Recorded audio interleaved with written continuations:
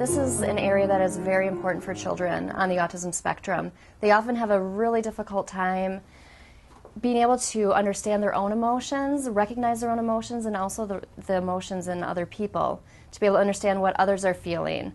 And a lot of times they have a difficult time as well with regulating their emotions, responding if they're feeling angry or if they're feeling sad, and trying to figure out what to do with those emotions. A lot of the toys that we use to teach emotion, the identification, can be books. A lot of books with faces of people showing different emotions, or matching games where you're matching faces to other faces and trying to really encourage and be intentional about discussing how that person's feeling, how that animal might be feeling, and why they're feeling that way. Toys that have mirrors are really good. Encouraging kids to imitate the emotions. You can have a lot of fun with your child. Throughout the play with your child, really pay attention to the emotions. If you have an opportunity, if you're playing with dolls or puppets, to demonstrate some of those emotions throughout their pretend play, to have maybe one of the toys fall down and get hurt, and and really focus on that emotion and teaching the child in your interactions while you're playing with your child.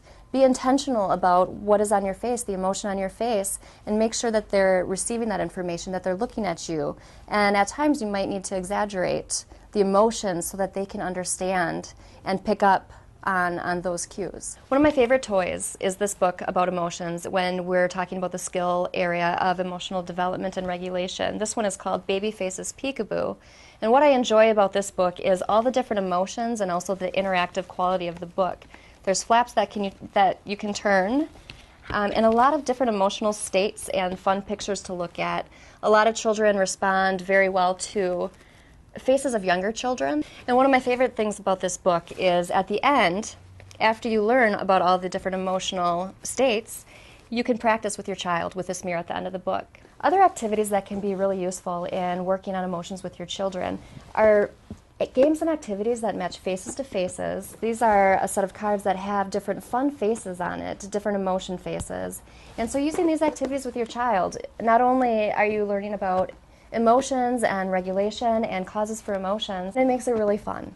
Learning about their emotions and being able to read cues from others can be a very important piece of that social interaction, and learning how to engage, learning how to join in that play, and also read their visual cues of how they're feeling. They might not be liking something that somebody's doing, or they might really like something else, and for the child to understand is that ability to really feel what that other person is experiencing.